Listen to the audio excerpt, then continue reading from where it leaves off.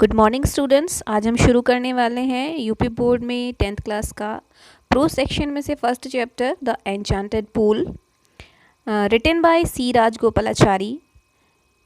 और मैं पारुल काकरान आपका स्वागत करती हूँ स्वामी कल्याण देव बालिका इंटर कॉलेज भोपाल मुजफ्फरनगर से। एन्चांटेड पूल का मतलब होता है रहस्यमय तालाब। ये जो कहानी है राजगोपालाचारी जी ने महाभारत काल से ली है। आप सभी जानते हैं कि पांडव 5 भाई थे और कौरवों और पांडवों के बीच जब द्यूत क्रीड़ा में पांडवों की हार हो गई थी तो दुर्योधन ने उन्हें 12 वर्ष का वनवास और 1 वर्ष का अज्ञातवास दिया था। तो पांडव जो कि युधिष्ठिर, भीम, अर्जुन, नकुल और सहदेव 5 भाई थे। युधिष्ठिर के साथ चारों भाई और द्रौपदी वन को चले गए थे। उसी समय जब वन में भटकते भटकते उन्हें एक दिन बहुत वो प्यास से व्याकुल हो गए तो युधिष्ठिर ने नकुल को पानी की खोज में जंगल में भेज दिया। लेकिन जब काफ़ी देर तक वो वापस नहीं लौटा तो उसके पीछे पीछे भीम, अर्जुन और सहदेव भी चारों भाई जंगल में पानी की खोज में चले गए। जब उन्हें गए हुए बहुत देर हो गई और युधिष्ठिर से अब इंतज़ार नहीं किया जा रहा था। इसके आगे की कहानी हम अपने लेसन में पढ़ेंगे। चलिए स्टार्ट करते हैं अपना lesson. Yudhishthira waited for his brothers in anxiety and thirst. Yudhishthir अपने भाइयों का चिंता और प्यास में इंतज़ार कर रहा था। Can they have been subjected to a curse or are they still wandering about in the forest in search of water. क्या वे किसी श्राप का भोग बन गए हैं या तो अभी तक जंगल में पानी की खोज में इधर उधर भटक रहे हैं। कैन दे हैव फेंटेड और डाइड ऑफ थर्स्ट। क्या वे प्यास के कारण बेहोश हो सकते हैं या कहीं मर सकते हैं। Unable to bear these thoughts and driven by an overpowering thirst, he gave up waiting and started out to look for his brothers and the pool, hoping that he might find them. इन असहनीय विचारों के चलते और तीव्र प्यास के कारण उसने इंतज़ार करना बंद कर दिया और वो अपने भाइयों की और उस तालाब की खोज में निकल पड़ा जिसको वो ढूंढना चाहता था। Yudhishthira proceeded in the direction his brothers had taken and kept on walking through tracks full of wild bears, spotted deers, and big forest birds till he came upon a beautiful green meadow around a pool of clean water. Yudhishthir उन्हीं रास्तों पर आगे बढ़ने लगा जिन रास्तों पर उसके भाई गए थे। वो उन जंगली रास्तों से गुजरा जहाँ पर उसने बहुत सारे जंगली भालू, चित्तीदार हिरन और बड़े बड़े जंगली पक्षी देखे। जब तक वह चलता रहा जब तक कि वह एक घास के मैदान के पास नहीं पहुंच गया जो कि एक बहुत ही साफ सुथरे तालाब के चारों ओर था। But when he saw his brothers lying there like flag poles unable to restrain his grief he lifted his voice and wept. लेकिन जब उसने देखा कि वहाँ पर उसके भाई किसी खम्भों की तरह से पड़े हुए हैं तो उससे अपना दुख बर्दाश्त नहीं हुआ और वो बहुत ज़ोर ज़ोर से चिल्लाकर रोने लगा।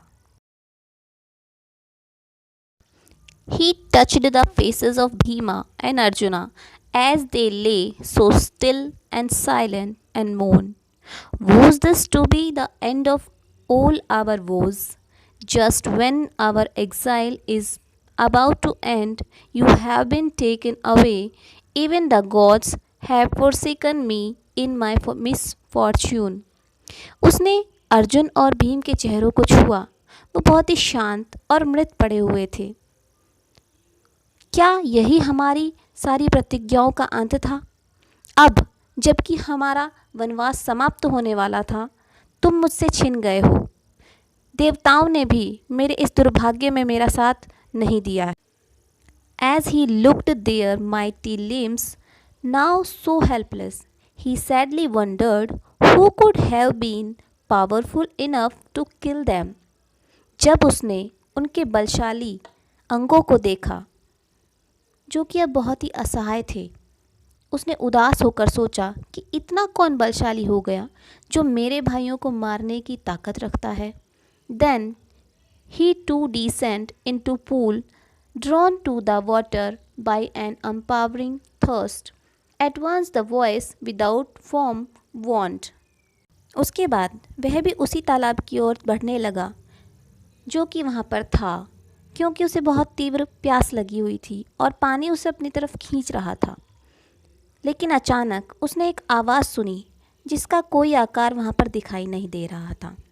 Your brother died because they did not here my words. तुम्हारे भाई मर चुके हैं क्योंकि उन्होंने मेरी बात नहीं सुनी। They tried to drink water without answering my question.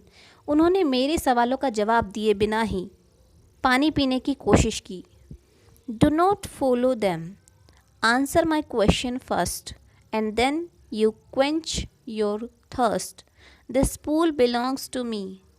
तुम उनका अनुसरण मत करो, पहले मेरे सवालों का जवाब दो और उसके बाद ही तुम अपनी प्यास बुझा सकते हो, क्योंकि ये तालाब मेरा है। It did not take Yudhishthira a moment to understand that these could be none other than the words of a yaksha, and guessed what had happened to his brothers. Yudhishthir को समझने में एक क्षण भी नहीं लगा कि ये शब्द किसी यक्ष के ही हैं और उसने अंदाज़ा लगा लिया कि उसके भाइयों के साथ में क्या हुआ होगा। It took him no time to see a possible way of bringing them back to life. He said to the bodiless voice, please ask your question.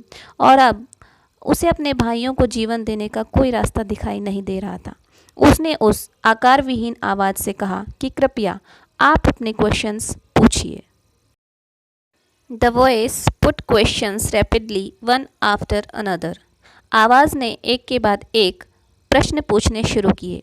What rescues man in danger.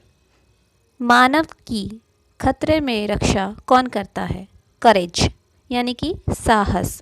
By the study of which science does man become wise. किस विज्ञान का अध्ययन करने के बाद इंसान बुद्धिमान बनता है। Not by studying any shastra does man become wise. It is by association with the great in wisdom that he gets wisdom. किसी भी शास्त्र का अध्ययन करने से कोई मानव बुद्धिमान नहीं बनता, ये तो केवल महान और बुद्धिशाली व्यक्तियों की संगति का असर होता है कि उसे बुद्धि प्राप्त होती है। द यक्ष आस्क्ड, यक्ष ने पूछा, what is swifter than the mind wind. हवा से भी ज़्यादा तेज क्या है। माइंड मस्तिष्क या मन। What is more faded than a dried straw. एक सूखे हुए घास के तिनके से भी ज़्यादा मुरझाया हुआ क्या होता है। ए सोरो स्ट्राइकन, एक दुख से टूटा हुआ हृदय सूखे घास के तिनके से भी ज़्यादा मुरझाया हुआ होता। What be friends a traveller, एक यात्री का साथी कौन होता है। लर्निंग, शिक्षा या ज्ञान। Who is the friend of one who stays at home, जो व्यक्ति घर में है उसका साथी कौन होता है। द वाइफ, उसकी पत्नी। Who accompanies a man in death, मृत्यु के समय मानव का साथी कौन होता है। धर्मा, धर्मा that alone accompanies the soul in its solitary journey after death। केवल धर्म ही आत्मा की उस अकेली यात्रा में उसका साथ देता है जो कि मृत्यु के बाद आत्मा करती है। Which is the biggest vessel, सबसे बड़ा बर्तन क्या है। The earth which contain all within itself is the greatest vessel, पृथ्वी ही सबसे बड़ा बर्तन है जो कि अपने अंदर सब कुछ समाहित किए हुए है। What is happiness? Happiness is the result of good conducts। खुशी क्या है। खुशी केवल हमारे अच्छे कर्मों का प्रतिफल होती है।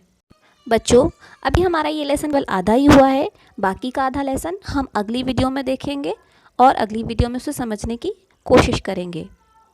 मैं आपसे यही अनुरोध करती हूँ कि आप इस वीडियो को ज़्यादा से ज़्यादा अपने फ्रेंड्स के साथ में शेयर कीजिए ताकि उनको भी ये अच्छे से समझ में आ जाए। और वीडियो को लास्ट तक देखने के लिए आपका बहुत बहुत धन्यवाद। Thank you so much.